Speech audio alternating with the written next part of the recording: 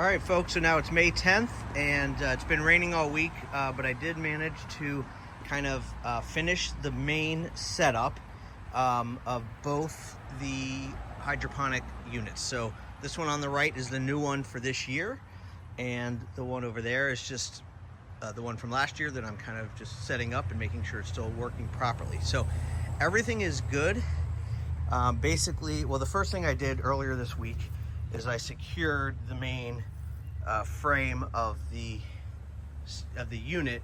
I secured it to the bed, so this thing is as secure as it's going to get. It's definitely if you walk, if you try to move it, it's definitely going to have some sway to it, but for the most part it's really solid.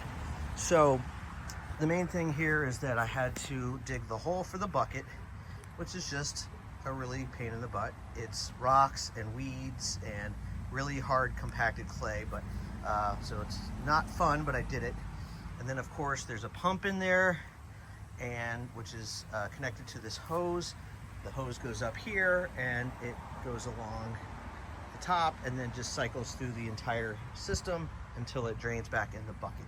So the idea is that you don't want any leaks, so you want all the water to be sitting in the tubes up to where the overflow pipe goes. So however high the overflow tube goes, that's how high the water in each pipe.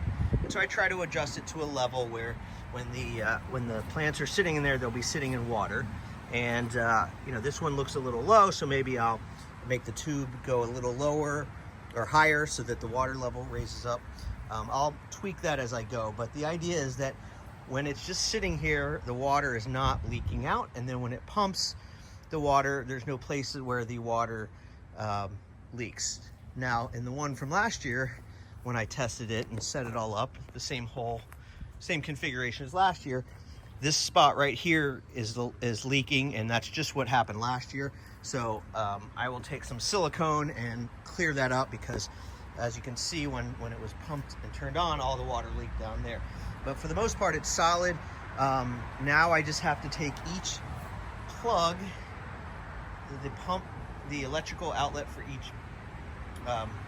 each pump, and I have to, first of all, secure it so it can withstand the weather. Obviously, you don't want electrical outlets, electrical things out in the elements, short circuit or harm you. So I do have a little connection that when I plug it in there, it'll make a secure waterproof connection.